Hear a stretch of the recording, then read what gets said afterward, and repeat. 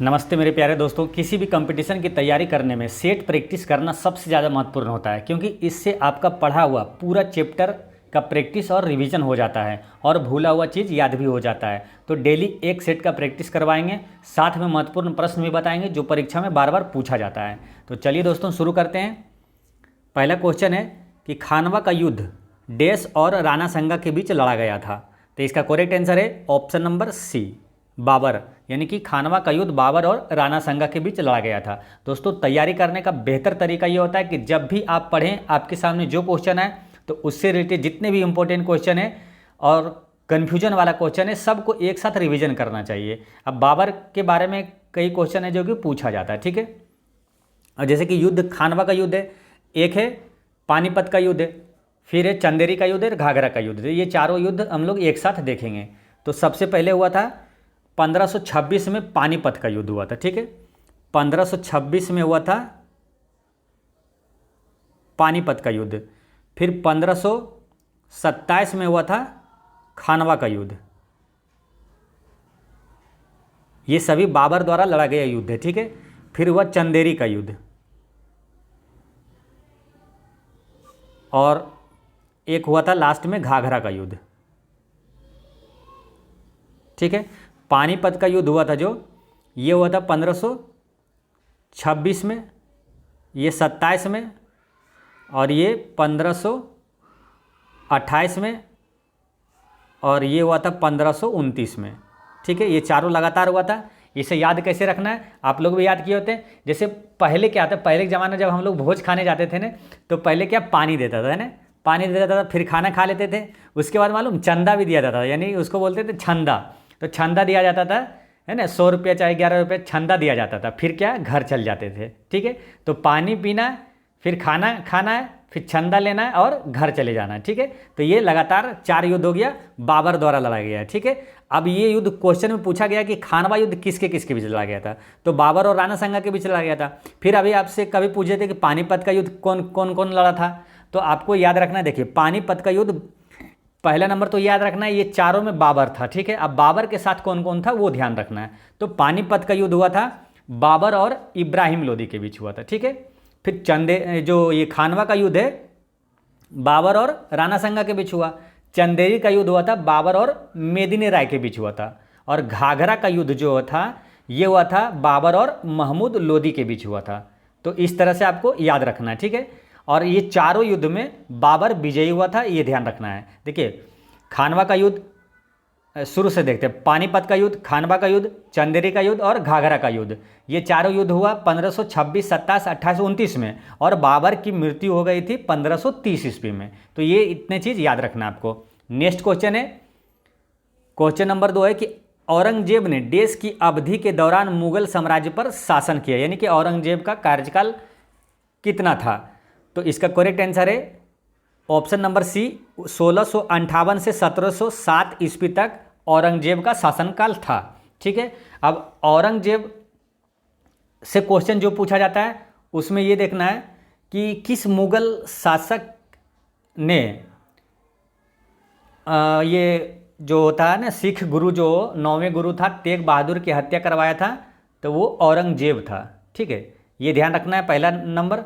और यहाँ मुगल वंश की बात हो रही, तो मुगल वंश का संस्थापक कौन है, बाबर है, ठीक है। मुगल वंश का जो शासन काल का क्रम है उसमें सबसे पहले कौन आता है, बाबर, हुमायूं, अकबर और जहांगीर, और फिर है शाहजहां और औरंगजेब। ये ध्यान रखना है। मुगल काल से एक क्वेश्चन पूछा जाता है, मुगल काल की भाषा क्या है, तो मुगल काल की भाषा है फारसी, ठीक है।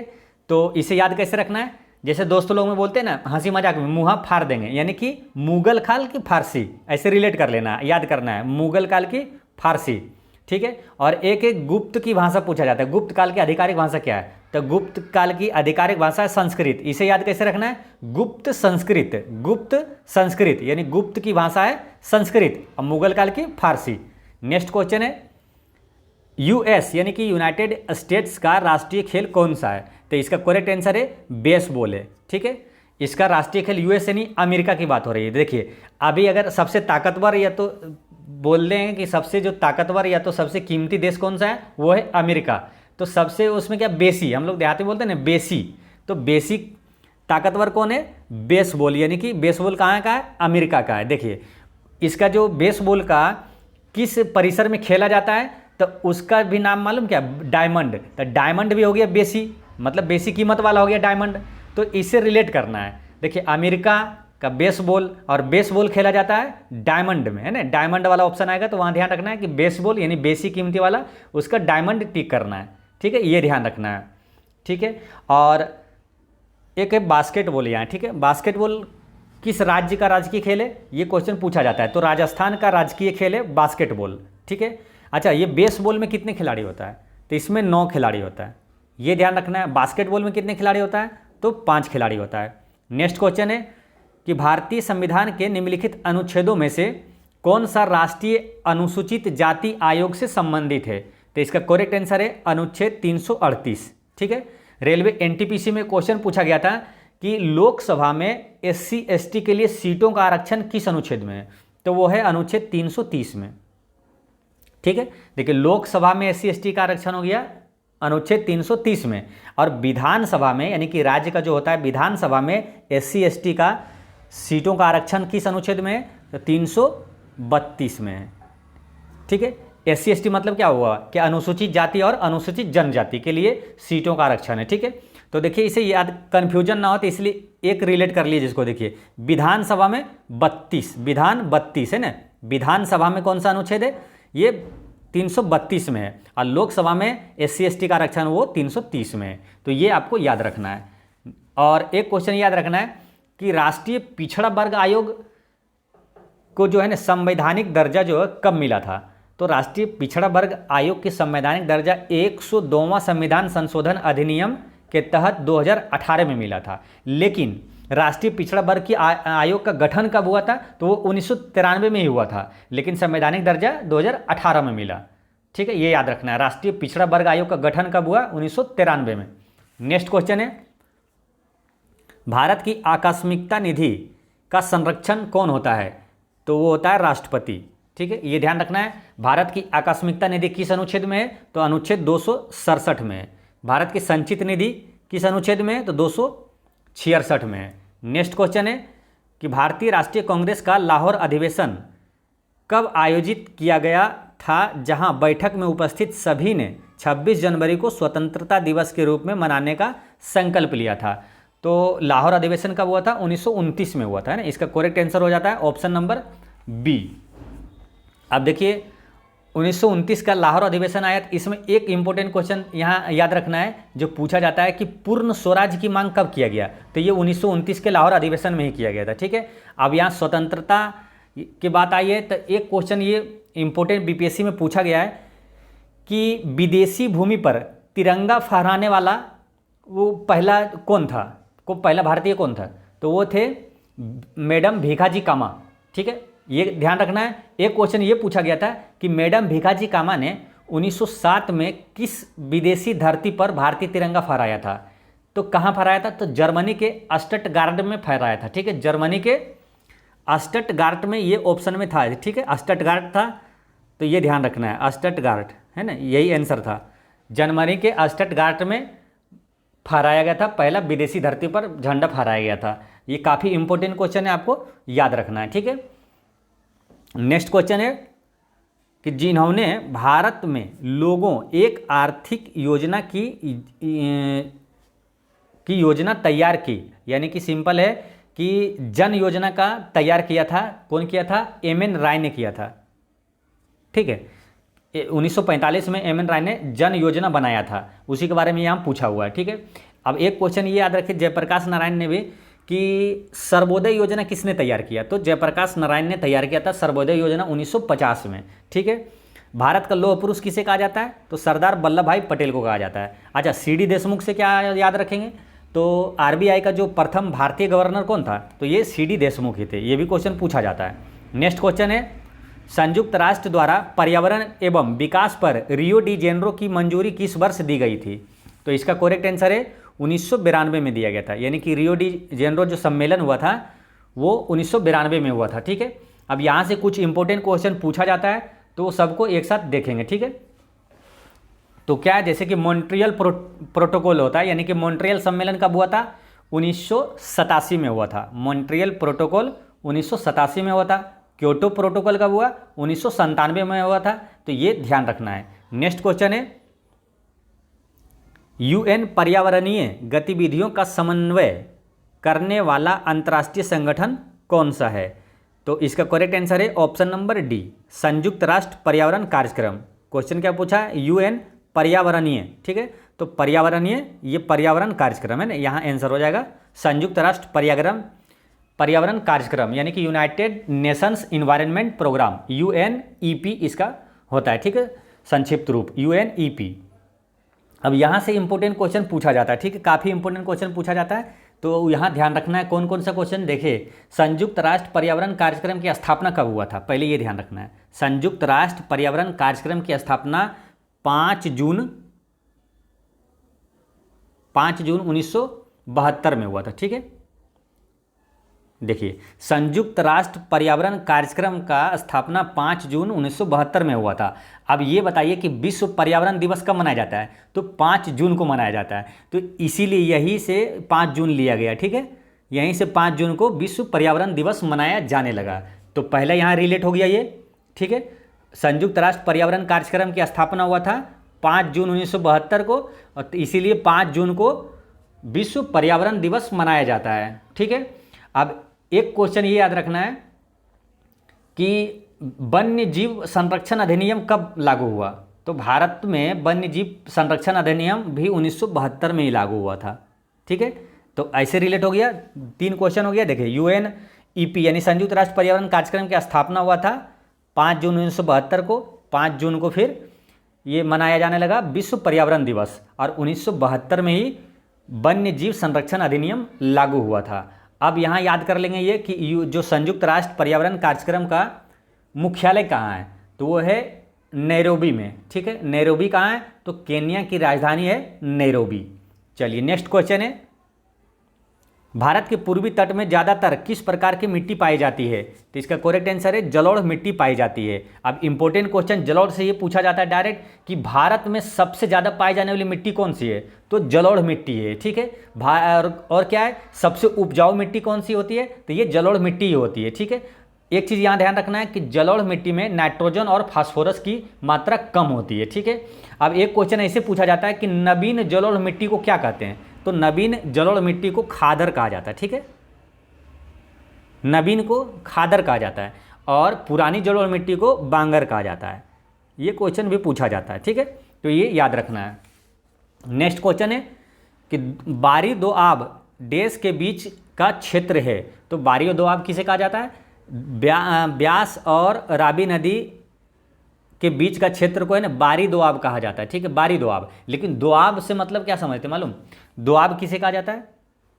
होता है कि दो नदियों के बीच के ना उपजाऊ भूमि को दोआब कहा जाता है, ये ध्यान रखना है। नेक्स्ट क्वेश्चन है कि कोलकाता बंदरगाह किस नदी पर स्थित है? तो इसका करेक्ट आंसर है ये हुगली नदी पर स्थित है।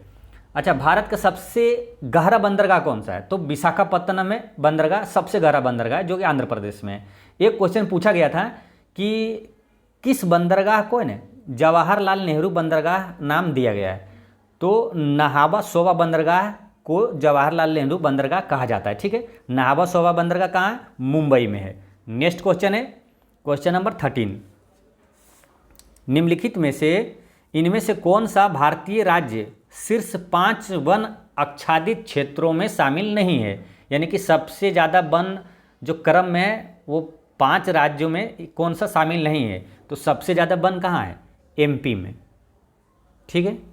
और एमपी के बाद कौन सा है? फिर आ जाएगा अरुणाचल प्रदेश में, अरुणाचल प्रदेश में। उसके बाद है अरुणाचल प्रदेश से फिर तीसरे नंबर पर कौन है? छत्तीसगढ़ है ना, सीजी छत्तीसगढ़। और इससे कम है उड़ीसा, और इससे कम है महाराष्ट्र। तो 5 ये हो गया। तो 5 में कौन शामिल नहीं है? ये पंजाब नहीं है, ठीक है। तो इसका करेक्ट आंसर हो गया पंजाब। अच्छा, डायरेक्ट ये क्वेश्चन पूछा जाएगा सबसे क्षेत्रफल की दृष्टि सर्वाधिक वन किस राज्य में? तो मध्य प्रदेश में। और सबसे क्षेत्रफल की दृष्टि से तो हो गया मध्य प्रदेश। लेकिन एक क्वेश्चन आता है कि सबसे अधिक वन प्रतिशत वाला राज्य कौन सा है, तो वन प्रतिशत में हो जाता है मिजोरम, इसका करेक्ट आंसर हो जाता है मिजोरम। नेक्स्ट क्वेश्चन है कि सिंधु और गंगा नदी प्रणालियों के बीच जल विभाजन पर कौन सा शहर स्थित है, तो इसका करेक्ट आंसर है अम्बाला है। सिंधु और गंगा नदी प्रणालियों के बीच कौन सा शहर है, अम्बाला है। अच्छा, सिंधु नदी कहाँ से निकलती है, तो तिब्बत के मानसरोवर झील के निकट बोखर चू हिमानी से निकलती है, लेकिन ज़्यादातर ऑप्शन में दिया जाता है तिब्बत के मानसरोवर झील से निकलती है, ये ध्यान रखना है। गंगा नदी कहाँ से निकलती है, तो गंगोत्री हिमनद से निकलती है। इस वहाँ से जब निकलती है तो उसका नाम भागीरथी नाम से निकलता है, ठीक है। अच्छा, भारत की सबसे लंबी नदी कौन है, तो गंगा है। भारत की राष्ट्रीय नदी कौन सा है, तो गंगा है। गंगा की लंबाई कितना है, तो 2525 किलोमीटर है। 25-25 याद रखना है ना, 2525 किलोमीटर, 25-25। नेक्स्ट क्वेश्चन है, निम्नलिखित में से कौन सा त्यौहार असम में मनाया जाता है, असम में मनाया जाने वाला त्यौहार कौन सा है, तो इसका करेक्ट आंसर है रोंगकर। ये रोंगकर त्यौहार असम में मनाया जाता है। ये चेरोबा जो त्यौहार है ये मणिपुर में मनाया जाता है, ठीक है। और रोंगकर जो है, रोंगकर कहाँ हो गया, असम में। और एक त्यौहार है आपका ये चेरोबा, याद रखिए, चेरोबा हो गया मणिपुर में और रोंगकर हो गया असम में और मेघालय में भी मनाया जाता है, ये ध्यान रखना आपको, ठीक है। अब असम से एक इंपॉर्टेंट क्वेश्चन ये पूछा जाता है कि बिहू लोक नृत्य, बार बार ये एग्जाम में रिपीट होते रहता है। बिहू लोक नृत्य किस राज्य का लोक नृत्य है, तो असम का है। कामाख्या मंदिर कहाँ है, असम में है। अच्छा, भारत का पहला तेल शोधक कारखाना कहाँ है, तो असम में, असम के डिगबोई में है, ठीक है। अच्छा, दुनिया में एक सिंह वाले गेंडों का सबसे बड़ा निवास स्थान होने के लिए प्रसिद्ध कौन सा राष्ट्रीय उद्यान है, तो काजीरंगा राष्ट्रीय उद्यान है, वो भी कहाँ है, असम में है। तो असम से कितने क्वेश्चन पूछे जाते हैं, तो सब हो गया। पहला बिहू बोला पूछा जाता है कि बिहू लोक नृत्य असम का है, कामाख्या मंदिर असम में है, भारत का पहला तेल शोधक कारखाना असम के डिगबोई में है, और एक सिंह वाले गेंडे के लिए प्रसिद्ध राष्ट्रीय उद्यान काजीरंगा राष्ट्रीय उद्यान असम में है। नेक्स्ट क्वेश्चन है दोस्तों, यहाँ से कुछ क्वेश्चन है कि रीजनिंग और मैथ का स्टार्ट होता है, तो मैथ और रीजनिंग के लिए अलग से वीडियो अपलोड किया जाएगा, और इसमें पूरा आपका जीके और साइंस के जितने भी क्वेश्चन है 1 से लेकर 150 तक जितने भी क्वेश्चन आएगा सबको डिटेल सॉल्यूशन आपको बताएंगे। चलिए, नेक्स्ट क्वेश्चन आता है जीके जीएस का, क्वेश्चन नंबर 41 में।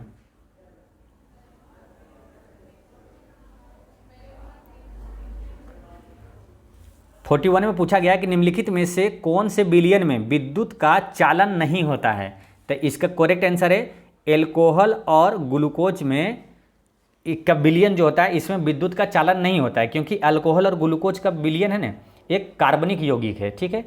एक कार्बनिक यौगिक हो जाता है, और कार्बनिक यौगिक क्या होता है, विद्युत के कुचालक होता है, ये ध्यान रखना है। नेक्स्ट क्वेश्चन है कि सौर स्पेक्ट्रम में बैगनी से लाल रंग की और क्या होता है, तो इसका करेक्ट आंसर है विचलन घटता है और अपवर्तनांक भी घटता है। देखिए, लाल रंग का अपवर्तनांक सबसे कम होता है और बैगनी रंग का अपवर्तनांक सबसे अधिक होता है।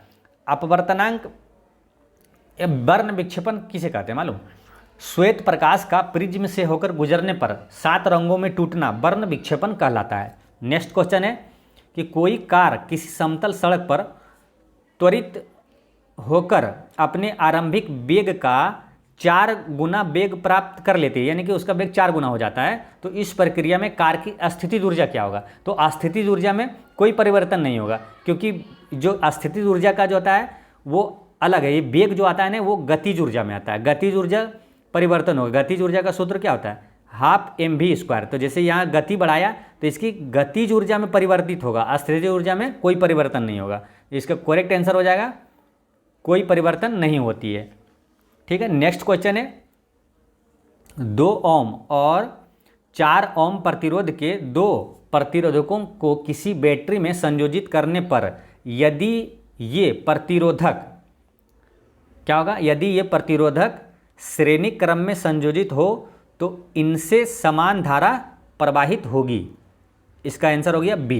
देखिए, श्रेणी क्रम में क्वेश्चन ये आता है ना कि श्रेणी, या तो आपको बनाने के लिए भी कभी न्यूमेरिकल क्वेश्चन आ जाए कि श्रेणी क्रम में कोई अगर जोड़ा हुआ है तो उसका कुल संयोजन कितना होगा। तो श्रेणी क्रम में क्या होता है, जैसे कुल संयोजन बराबर क्या होगा, R1 + R2 + R3 होगा, ठीक है।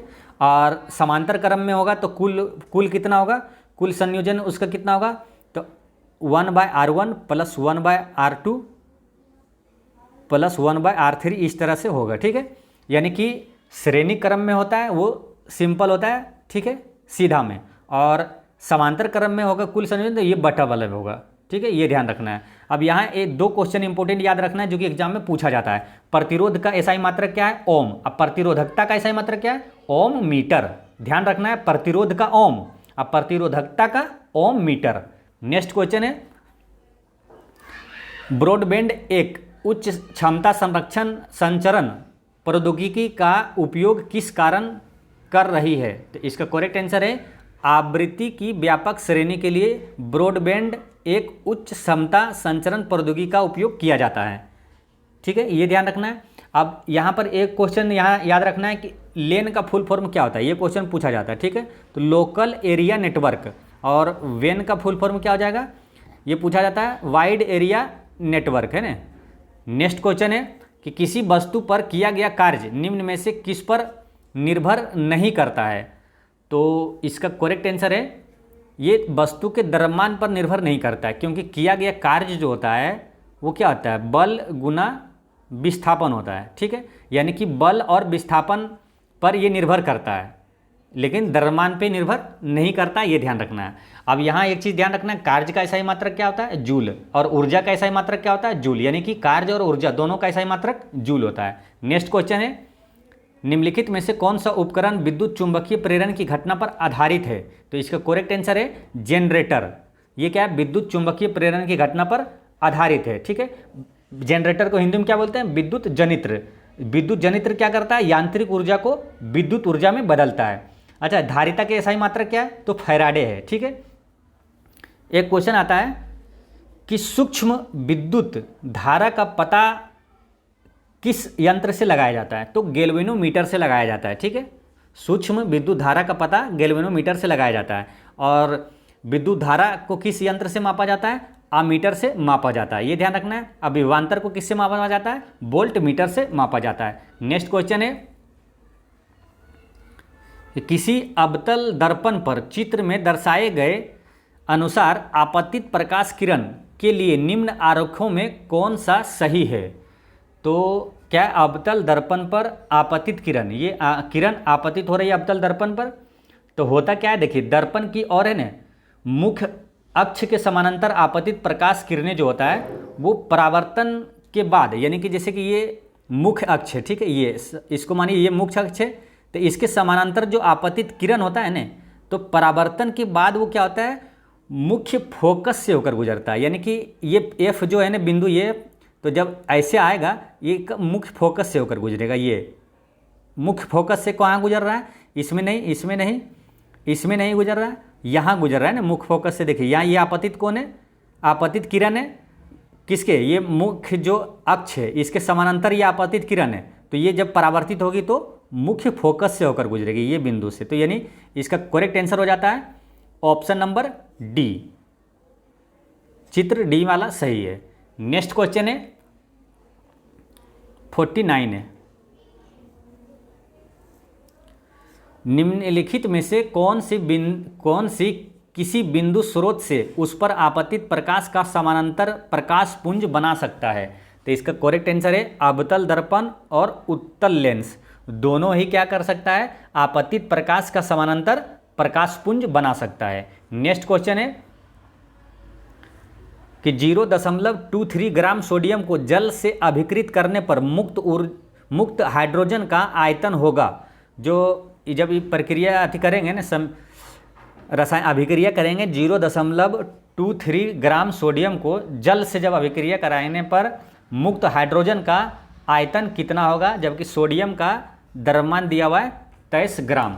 तो जैसे कि समीकरण जब बनाएंगे, ये समीकरण क्या होगा, जैसे सोडियम को बोला है, सोडियम को जल से अभिक्रिया कराएंगे तो ये बनेगा 2NaOH प्लस हाइड्रोजन। ये पूछ रहा है कि हाइड्रोजन का है ना, ये हाइड्रोजन कितना आयतन होगा, उसका मुक्त होने पर हाइड्रोजन का आयतन कितना होगा।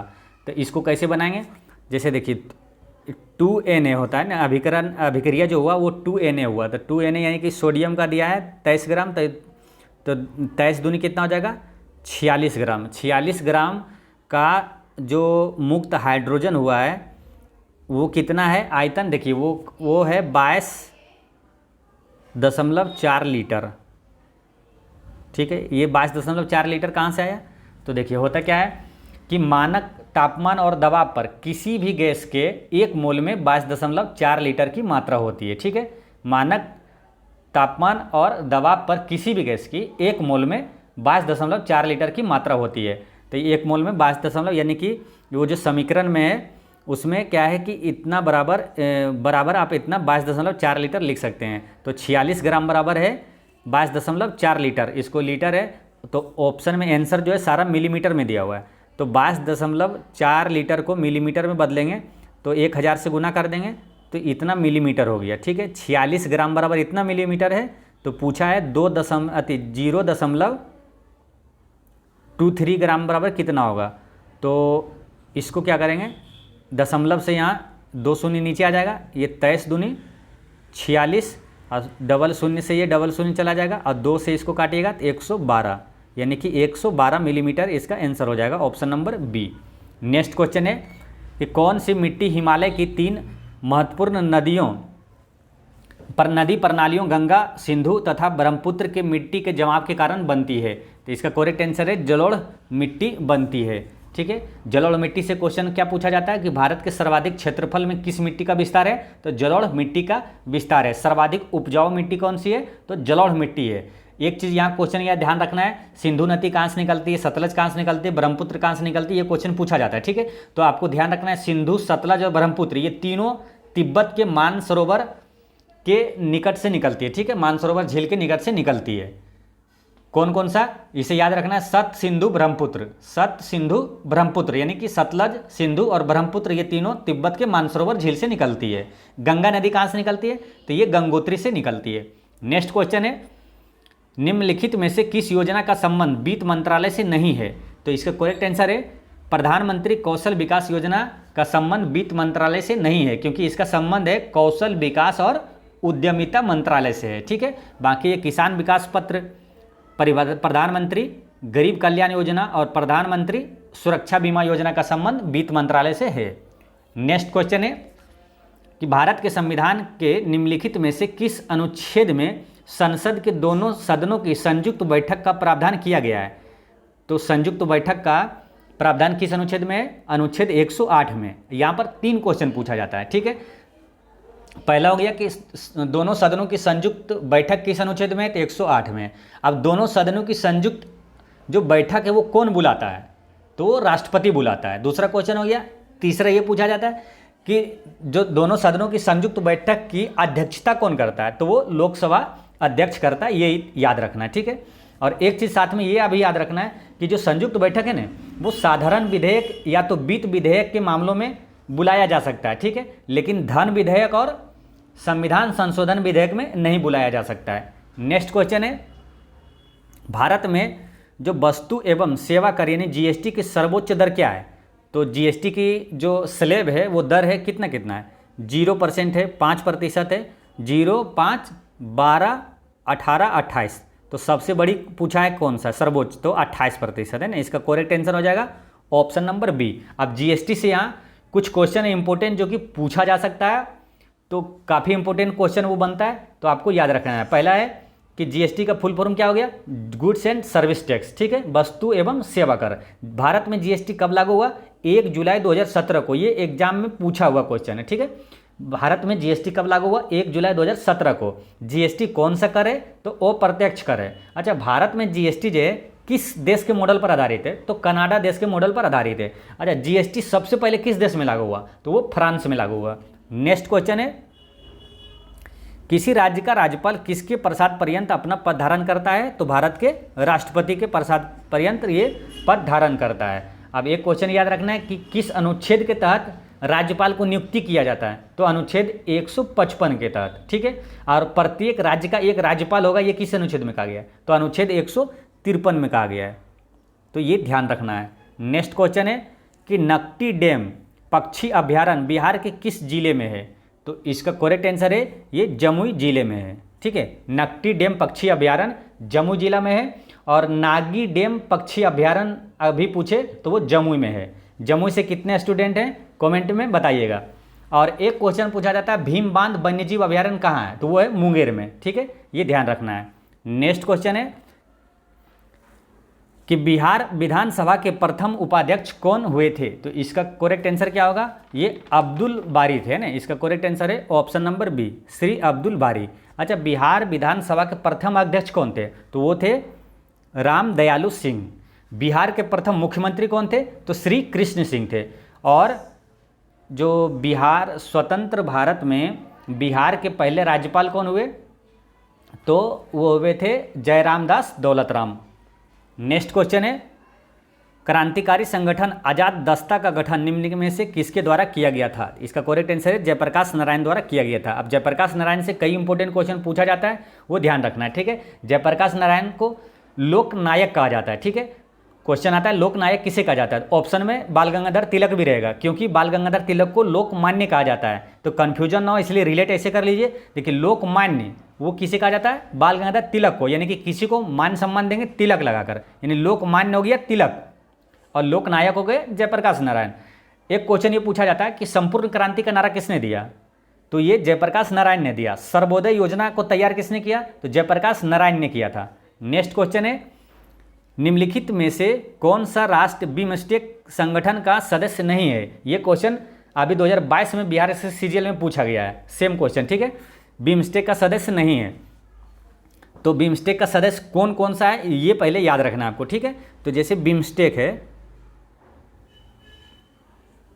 बिमस्टेक यहीं से आपको 5 देश याद कर लेना और 2 देश अलग से याद करना है, टोटल 7 देश इसका सदस्य। ठीक है, तो बिमस्टेक यानी कि बांग्लादेश, इंडिया, म्यांमार, श्रीलंका और थाईलैंड, ये 5 देश हो गया। यहाँ से याद कर लेना। ठीक है, हालांकि इसका फुल फॉर्म अलग है, आपको याद करने के लिए Bangladesh, India, Myanmar, Sri Lanka, Thailand, ये हो गया। थाईलैंड भी है, और 2 है नेपाल और भूटान। इसमें कौन सा नहीं है? मालदीव नहीं है। बिम्स्टेक का सदस्य देश जो कि है मालदीव नहीं है। नेक्स्ट क्वेश्चन है क्वेश्चन नंबर 60 में है कि प्रधानमंत्री मुद्रा योजना की शिशु योजना के तहत अनुमन्य ऋण की अब अधिकतम राशि कितनी है? तो इसका करेक्ट आंसर है ऑप्शन नंबर बी, 50,000। देखिए, प्रधानमंत्री योजना जो है ना, इसमें 3 तरह का लोन दिया जाता है। जैसे शिशु योजना के तहत, फिर एक है किशोर योजना के तहत, और एक है तरुण योजना के तहत। तो सब में अलग अलग राशि दिया जाता है। तो शिशु योजना के तहत 50,000 तक का लोन दिया जाता है। ठीक है, किशोर योजना के तहत कितना दिया जाता है? 50,000 से 5 लाख तक का लोन दिया जाता है।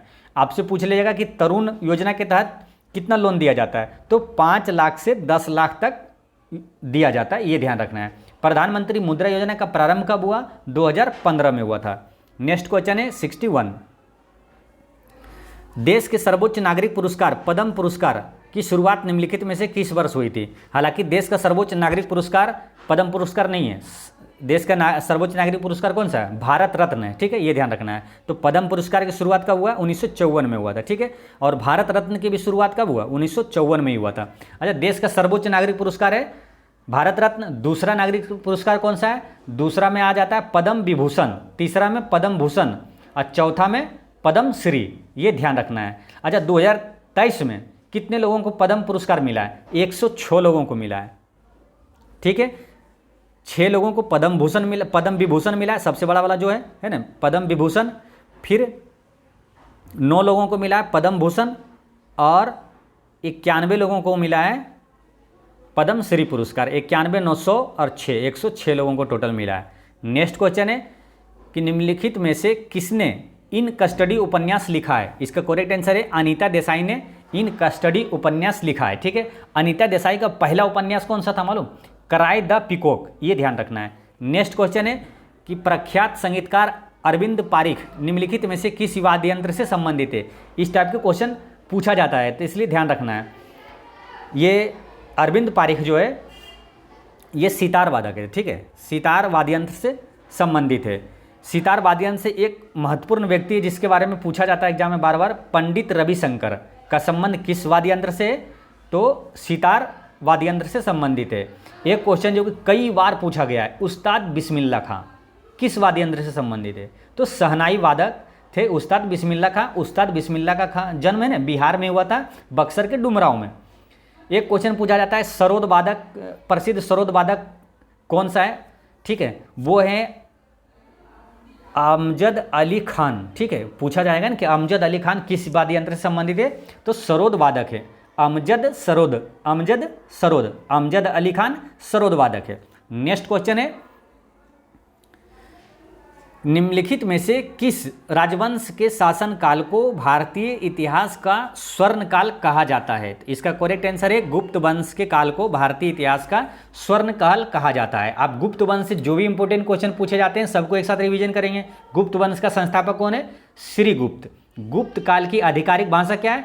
तो क्या याद करवाए थे? गुप्त संस्कृत। गुप्त संस्कृत यानी गुप्त की आधिकारिक भाषा क्या है? संस्कृत। और एक मुगल काल की पूछा जाता है, तो मुगल काल की है फारसी, मुँहा फाड़ देंगे, यानी मुगल काल की फारसी।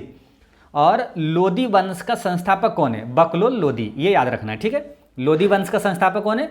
बकलोल लोदी, याद रखना है तो याद रहेगा। नेक्स्ट क्वेश्चन है वित्त विधेयक को प्रस्तुत करने के कितने दिनों के भीतर संसद द्वारा पारित किया जाना होता है? तो इसका करेक्ट आंसर है 75 दिनों के भीतर संसद द्वारा पारित किया जाना होता है। ठीक है, ये ध्यान रखना है। और एक क्वेश्चन ये ध्यान रखना है यहाँ कि वित्त विधेयक पारित करने की प्रक्रिया किस अनुच्छेद में है? तो अनुच्छेद 117 में है। धन विधेयक की परिभाषा किस अनुच्छेद में? अनुच्छेद 110 में है। नेक्स्ट क्वेश्चन है 2011 की जनगणना के अनुसार भारत की साक्षरता दर कितनी है? तो इसका करेक्ट आंसर है 74.04% भारत की साक्षरता दर है। ठीक है, यहाँ पर इंपॉर्टेंट क्वेश्चन कौन सा पूछा जा सकता है और पूछा जाता है कि सर्वाधिक साक्षर राज्य कौन सा है? केरल। न्यूनतम साक्षरता वाला राज्य? बिहार। नेक्स्ट क्वेश्चन है कि कृष्णराज सागर बांध को किस नदी पर बनाया गया है? इसका करेक्ट आंसर है कावेरी नदी पर बनाया गया है। यहाँ पर एक इंपॉर्टेंट क्वेश्चन पूछा जाता है कि नागार्जुन बांध किस नदी पर है? तो कृष्णा नदी पर है। नागार्जुन बांध कभी ना भूलें, इसे याद कैसे रखना है कि नागा अर्जुन यानी कि अर्जुन से रिलेट करना। अर्जुन का सारथी कौन था? कृष्ण। ठीक है, तो नागार्जुन बांध कृष्णा नदी पर है। नेक्स्ट क्वेश्चन है लाइफ ऑफ पाई नामक उपन्यास के लेखक कौन है? तो इसका करेक्ट आंसर है यान मार्टेल है, यान मार्टेल। नेक्स्ट क्वेश्चन है भारत की संप्रभुता, एकता और अखंडता को बनाए रखना और उसकी रक्षा करना ये क्या है? एक मौलिक कर्तव्य है। ठीक है, मौलिक कर्तव्य से जो इंपॉर्टेंट क्वेश्चन पूछा जाता है काफ़ी इंपॉर्टेंट है, निश्चित रूप से ही पूछा जाता है। ठीक है, तो ध्यान रखना मौलिक कर्तव्य को कब जोड़ा गया, कौन सा संविधान संशोधन के तहत जोड़ा गया, किस समिति के सिफारिश पर जोड़ा गया, तो सबको याद रखना है। मौलिक कर्तव्य को 42वां संविधान संशोधन के तहत जोड़ा गया। कब जोड़ा गया? 1976 में। किस समिति के सिफारिश पर? तो स्वर्ण सिंह समिति के सिफारिश पर। मौलिक कर्तव्य किस भाग में है? तो भाग 4 में है। किस अनुच्छेद में है? तो अनुच्छेद 51 के को में है। ठीक है, और मौलिक कर्तव्य किस देश से लिया गया है? रूस से लिया गया है। ठीक है, और एक चीज़ ये ध्यान रखना है कि 86वां संविधान संशोधन 2002 के द्वारा जो है ना 6 से 14 वर्ष के आयु के बच्चों को जो शिक्षा का अवसर प्रदान किया था वो मौलिक कर्तव्य में जोड़ दिया गया है, ये ध्यान रखना है।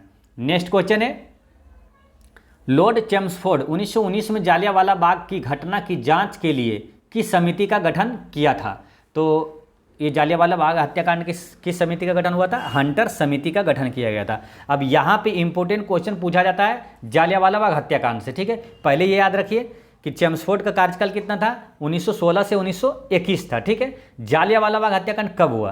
13 अप्रैल 1919 को। डेट सहित आपको याद रखना है। ठीक है, क्योंकि डेट सहित पूछा जाता है। आपको दे देगा 13 अप्रैल 1919, आपको दे देगा 21 अप्रैल 1919, है ना? तो आपको इस तरह से डेट 13 अप्रैल 1919 याद रखना है। ठीक है, अब जालियांवाला बाग हत्याकांड में गोली चलाने का आदेश किसने दिया था? तो जनरल डायर ने दिया था। ठीक है, बीपीएससी में एग्जाम में पूछा गया था कि जनरल डायर को गोली किसने मारा? तो उधम सिंह ने मारा था। ठीक है, आप देखिए कन्फ्यूजन वाला एक क्वेश्चन यहाँ पर है कि एक क्वेश्चन अगर पूछेंगे कि कर्नल वायली को गोली किसने मारा, तो अगर आपको कन्फर्म याद नहीं है तो आप उधम सिंह टिक कर देंगे, ठीक है। तो आपको ध्यान रखना है कर्नल वायली को गोली किसने मारा, मदन लाल ढींगरा ने मारा था, ठीक है। देखिए कर्नल वायली मदन लाल, कर्नल वायली मदन लाल, ऐसे याद कर लीजिए। और जनरल डायर को गोली किसने मारा, उधम सिंह ने मारा था, ठीक है। यहाँ एक क्वेश्चन और पूछा जाता है कि जालियांवाला हत्याकांड के विरोध में नाइटहुड की उपाधि किसने त्याग दिया। कभी पूछेगा नाइटहुड, या तो कभी पूछ दे सर की उपाधि किसने त्याग दिया था, तो रविंद्रनाथ टैगोर ने, ठीक है। और केसर हिंद की उपाधि किसने त्याग दिया था, तो गांधी जी ने। नेक्स्ट क्वेश्चन है कि कूनो नहीं है, कूना निम्नलिखित में से किस देश की मुद्रा था, तो इसका करेक्ट आंसर है क्रोएशिया की मुद्रा था। अच्छा कूनो आया ना, तो कूनो नेशनल पार्क कहाँ है मालूम, मध्य प्रदेश में। नामीबिया से जो लाया गया था चीता, वो कहाँ रखा गया था, कूनो नेशनल पार्क मध्य प्रदेश में रखा गया था, ठीक है। अब यहाँ राजधानी के बारे में, मुद्रा के बारे में पूछा गया, तो आपको याद रखना है संयुक्त अरब अमीरात की मुद्रा क्या है, दिरहम है, ठीक है।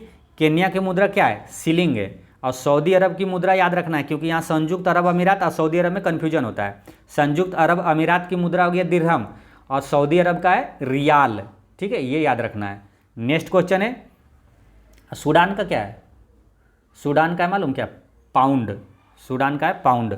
नेक्स्ट क्वेश्चन है कि लॉर्ड कर्जन द्वारा बंगाल विभाजन के निर्णय का वास्तविक कारण किसे माना जाता है, इसका करेक्ट आंसर है अंग्रेजों की फूट डालो और राज करो की नीति को माना जाता है।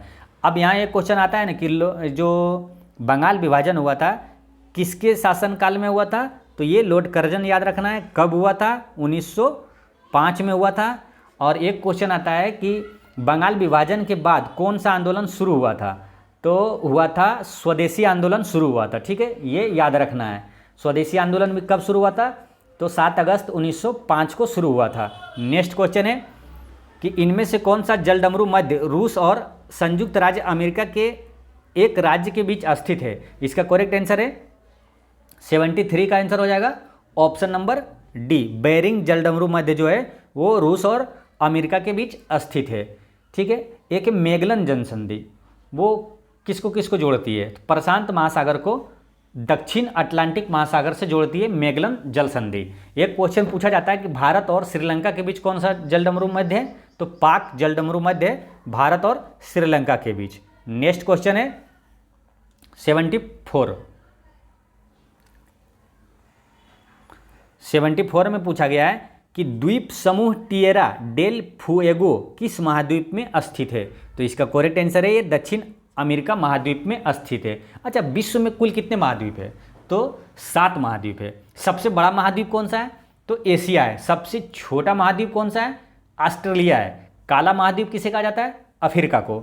नेक्स्ट क्वेश्चन है कि अफ्रीकी देश घाना की राजधानी कहाँ है, तो घाना की राजधानी है अक्रा, इसका करेक्ट आंसर हो गया ऑप्शन नंबर बी। अच्छा ये जो अस्मारा है ये कहाँ की राजधानी है, अस्मारा है मालूम इरिट्रिया की राजधानी है। और मोजाम्बिक की राजधानी है मपूतो। और डकार किसकी राजधानी है, डकार से याद है, डकारते कहाँ से, गला से है ना, गला से डकारते यानी सेनेगल की राजधानी डकार है, ऐसे रिलेट कर लेना। सेनेगल गल से गला से डकारते हैं यानी कि सेनेगल की राजधानी डकार। नेक्स्ट क्वेश्चन है कि मंगोलिया देश निम्नलिखित में से किस महाद्वीप में स्थित है, तो इसका करेक्ट आंसर है ये एशिया महाद्वीप में मंगोलिया स्थित है। मंगोलिया की राजधानी कहाँ है, उलान बटोर। मंगोलिया की मुद्रा क्या है, तुगरिक, ध्यान रखना है तुगरिक। मंगोलिया की मुद्रा क्या है, तुगरिक, ठीक है, ये हो गया।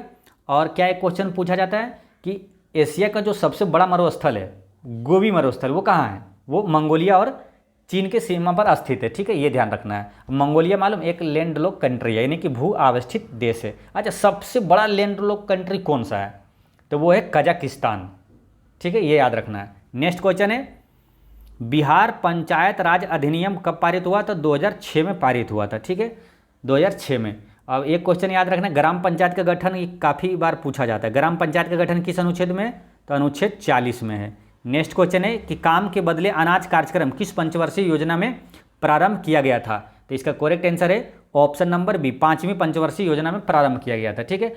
पंचवर्षीय योजना से काफ़ी इंपॉर्टेंट क्वेश्चन होता है 2-4, जो कि निश्चित रूप से एग्जाम में पूछा जाता है। अभी जितने भी पीछे एग्जाम हुआ सब एग्जाम में पंचवर्षीय योजना से क्वेश्चन पूछा गया था, ठीक है। तो आपको पंचवर्षीय योजना से जितने भी क्वेश्चन पूछा जाता है सबको एक साथ रिवीजन करना है, ठीक है। पहला नंबर ये है कि 5वीं पंचवर्षीय योजना में से एक और क्वेश्चन पूछा जाता है कि गरीबी हटाओ यानी कि गरीबी उन्मूलन पर जोर दिया गया था, और गरीबी हटाओ का नारा किस पंचवर्षीय योजना में दिया गया था? तो 5वीं पंचवर्षीय योजना में दिया गया था। 5वीं पंचवर्षीय योजना का कार्यकाल कितना है? 1974 से है 78, ठीक है। पहले बताइए कि पंचवर्षीय योजना, पहली पंचवर्षीय योजना का कार्यकाल क्या है? तो 1951 से 56, दूसरा 56 से 61, तीसरा 1961 से 66। एक क्वेश्चन पूछा जाता है कि योजना अवकाश का अवधि है, डायरेक्ट यही क्वेश्चन रहता है, योजना अवकाश का अवधि है तो कितना है? 1966 से 69 है, ठीक है। ये क्या हुआ था? 3 जो लगातार हुआ था पंचवर्षीय योजना, उसके बाद ये पंचवर्षीय योजना रुक गया था, ये योजना अवकाश हो गया था, ठीक है। फिर 69 से 74 हुआ था चौथी पंचवर्षीय योजना, और 5वीं हुआ था 74 से 78, ठीक है। अब एक क्वेश्चन ये पूछा गया है कि अभी बिहार सीजीएल में एग्जाम में पूछा गया था कि दूसरी पंचवर्षीय योजना किस मॉडल पर आधारित है?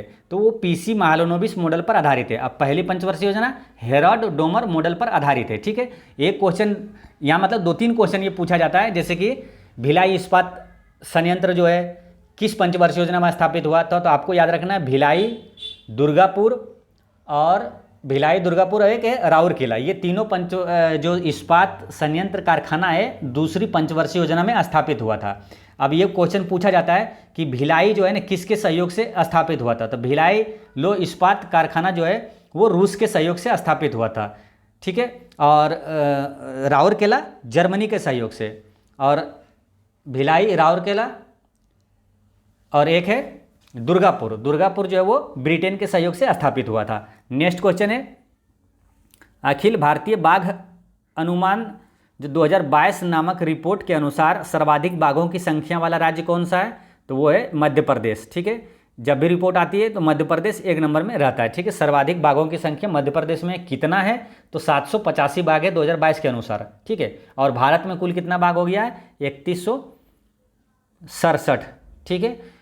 मध्य प्रदेश में सर्वाधिक क्या है ना, वन क्षेत्रफल वाला भी राज्य है मध्य प्रदेश। सर्वाधिक बाघों वाला मध्य प्रदेश हो गया। सर्वाधिक राष्ट्रीय उद्यान कहाँ है? तो मध्य प्रदेश में है। तो ये सब मध्य प्रदेश में, ये ध्यान रखना है, ठीक है। अच्छा, ये टाइगर से आया ना क्वेश्चन, तो प्रोजेक्ट टाइगर यानी कि बाघ संरक्षण अधिनियम कब पारित हुआ था? तो प्रोजेक्ट टाइगर कब लागू हुआ था? 1973 में, ठीक है। ये याद रखना है 1973 में प्रोजेक्ट टाइगर। अंतर्राष्ट्रीय बाघ दिवस कब मनाया जाता है? 29 जुलाई को मनाया जाता है, ठीक है। ये याद रखना है 29 जुलाई को। नेक्स्ट क्वेश्चन है कि आईसीसी पुरुष एक दिवसीय क्रिकेट विश्व कप 2023 की मेजबानी कौन सा देश करेगा? तो अभी आईसीसी क्रिकेट वर्ल्ड कप कहाँ हो रहा है? भारत में, ठीक है। 2023 का भारत में हो रहा है, ठीक है। ये ध्यान रखना है। अच्छा, भारत कितनी बार वनडे जो वर्ल्ड कप है जीता है? तो 2 बार जीता है। कब कब जीता है? 1983 में और 2011 में। नेक्स्ट क्वेश्चन है कि बिहारी पुरस्कार किस क्षेत्र से संबंधित है? तो इसका आंसर क्या होगा? साहित्य के क्षेत्र से संबंधित है। इसका करेक्ट आंसर हो गया ऑप्शन नंबर डी, ठीक है। 32वां बिहारी पुरस्कार यानी कि हाल ही में जो 2022 के लिए 32वां बिहारी पुरस्कार किसे दिया गया? तो डॉक्टर माधव हरदा को दिया गया है, ठीक है। ये ध्यान रखना है। बिहारी पुरस्कार किस संस्था द्वारा दिया जाता है? के बिड़ला फाउंडेशन द्वारा दिया जाता है। नेक्स्ट क्वेश्चन है कि कौन सा राज्य महिला एशियाई चैंपियंस ट्रॉफी 2023 की मेजबानी करने के लिए तैयार है? तो इसका करेक्ट आंसर है झारखंड, ठीक है। यहाँ 2 इंपॉर्टेंट करंट अफेयर याद रखना है कि पुरुष हॉकी एशिया कप 2023 का विजेता कौन है? तो वो भारत है। दिलचस्प भरी बात यह है कि महिला हॉकी एशिया कप 2023 का भी विजेता भारत ही है। नेक्स्ट क्वेश्चन है कि सात्विक साईराज, रंकी रेड्डी और चिराग शेट्टी किस खेल से संबंधित है?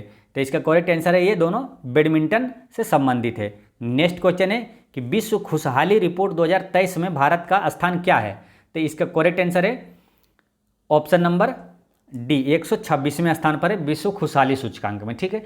विश्व खुशहाली सूचकांक में प्रथम स्थान पर कौन सा देश है? ये क्वेश्चन बार बार पूछा जाता है। तो वो कौन सा है? फिनलैंड है। आपको बता दें कि लगातार 6ठी बार फिनलैंड है शीर्ष पर रहा है। विश्व खुशहाली रिपोर्ट में शीर्ष देश कौन सा है?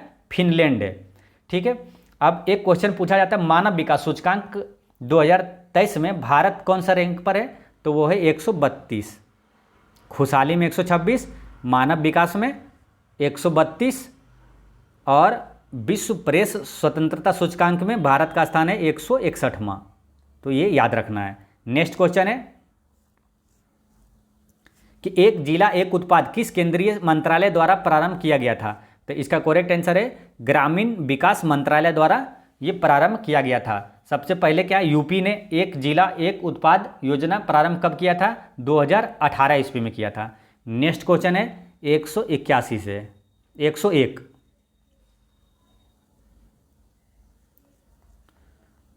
क्वेश्चन नंबर 101 है कि निम्नलिखित विकल्पों में से कौन सा उपधातुओं का गुणधर्म है, तो इसका करेक्ट आंसर है अर्धचालक जो होता है उसमें उपधातु का गुणधर्म होता है। ये ध्यान रखना है। देखिए ऐसे तत्व जिनमें धातु और उपधातु, धातु और अधातु दोनों का गुण उपस्थित होता है उसे उपधातु कहा जाता है। ठीक है, जैसे आर्सेनिक, एंटीमनी, सिलिकॉन, ये सब क्या है, उपधातु है। नेक्स्ट क्वेश्चन है कि किन कार्बनिक यौगिकों के नाम में प्रत्यय एल जुड़ा होता है, इसका करेक्ट आंसर है एल्डिहाइड के यौगिकों के नाम में प्रत्यय यानी कि पहले जो होता है वो एल्डिहाइड में एल जुड़ा होता है। नेक्स्ट क्वेश्चन है निम्नलिखित में से किस तत्व के लवण प्रायः नीले रंग के होते हैं, इसका करेक्ट आंसर है कॉपर। तांबा का जो लवण होता है ये प्रायः नीले रंग का होता है। तांबा से एक क्वेश्चन याद रखना है कि आदि मानव द्वारा सबसे पहले किस धातु का उपयोग किया गया था, तो तांबा का उपयोग किया था।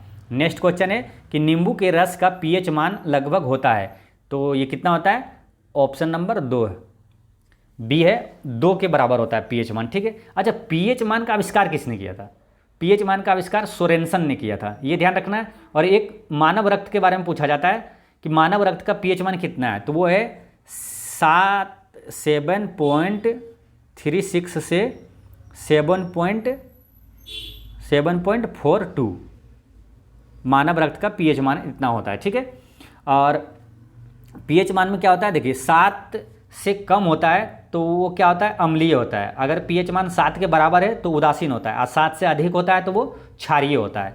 नेक्स्ट क्वेश्चन है कि मिश्रण का निर्माण किस प्रकार के तत्वों के संयोग से होता है, तो इसका करेक्ट आंसर है ठोस, द्रव और गैस। क्या होता है कि मिश्रण किसे कहते हैं, ठोस, द्रव और गैस, किसी भी अनुपात में उसका मिश्रण को है ना, मतलब मिल जाता है, किसी भी अनुपात में कोई उसका निश्चित अनुपात नहीं होता है, वो मिश्रण कहलाता है। ठीक है, ये ध्यान रखना है। नेक्स्ट क्वेश्चन है 106 में है कि 0.02 ग्राम अणु हाइड्रोजन का एनटीपी पर आयतन होगा, एनटीपी पर आयतन होगा। एनटीपी का मतलब क्या होता है, सामान्य तापमान और दबाव पर। ठीक है, सामान्य तापमान और दबाव पर एक चीज़ ध्यान रखना है कि 1 ग्राम किसी 1 ग्राम का होता है, यानी कि 1 मोल बराबर होता है 1 ग्राम अणु का एनटीपी पर आयतन जो होता है 22.4 लीटर होता है। इसी पर हम लोग इसका सॉल्यूशन करते हैं, 22.4 लीटर होता है। इसको ऑप्शन में क्या मिलीमीटर में, तो मिलीमीटर में इसको बदल देंगे तो 1000 से गुना करेंगे तो ये हो जाएगा 224.00 मिली लीटर। ठीक है, अब बोला है कि 1 ग्राम बराबर है कितना, इतना है। ठीक है, 1 ग्राम बराबर है 22,400 मिलीलीटर। तो पूछा है कि 0.02 ग्राम बराबर कितना होगा, तो एक नीचे आएगा, इतना बराबर कितना होगा 0.02, तो इसको नीचे आ जाएगा कितना, 00, तो 00 से ये 00 चला जाएगा, और 224 को 2 से गुना करेंगे तो 448, यानी कि 448 मिलीलीटर इसका आंसर हो जाएगा। नेक्स्ट क्वेश्चन है कि रासायनिक परिवर्तन के साथ होते हैं, तो रासायनिक परिवर्तन के साथ क्या होता है, नए प्रकार के पदार्थ का निर्माण होता है, ये सही है। और निकाय के एंथैल्पी में परिवर्तन हो जाता है, ये भी सही है। पदार्थ के रासायनिक गुण में परिवर्तन हो जाता है, ये भी सही है, यानी कि उपरोक्त सभी। नेक्स्ट क्वेश्चन है कि आवर्त सारणी में किसी तत्व की स्थिति उसमें मौजूद डैश की संख्या से निर्धारित होती है, यानी कि उसका जो गुण हो या तो उसके बारे में जानकारी उस पर किस पे निर्धारित होता है, इलेक्ट्रॉन की संख्या पर। ठीक है, इलेक्ट्रॉन की संख्या से। इलेक्ट्रॉन की खोज किसने किया, जे थॉमसन ने किया था। नेक्स्ट क्वेश्चन है कि निम्नलिखित में से कौन सा रोग मच्छरों द्वारा फैलता है, तो इसका करेक्ट आंसर है ये फाइलेरिया जो रोग होता है वो मच्छरों से होता है। और किस मच्छर के काटने से होता है फाइलेरिया रोग? परजीवी क्यूलेक्स फैटिगन्स मादा मच्छर के काटने से होता है। ठीक है। घेंघा रोग कैसे होता है? तो घेंघा रोग होता है आयोडीन की कमी से।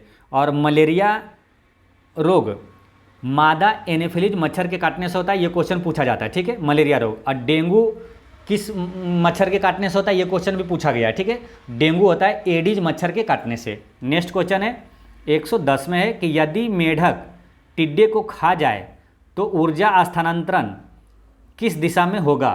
तो इसका करेक्ट आंसर है कि प्राथमिक उपभोक्ता से द्वितीयक उपभोक्ता के दिशा में होगा। यदि मेढक टिड्डे को खा जाए, टिड्डा हो गया प्राथमिक उपभोक्ता और मेढक उसको खा गया, द्वितीय उपभोक्ता हुआ। प्राथमिक उपभोक्ता से द्वितीयक उपभोक्ता की दिशा में होगा। ठीक है। देखिए आहार श्रृंखला में प्रथम पोषी स्तर पर कौन होता है?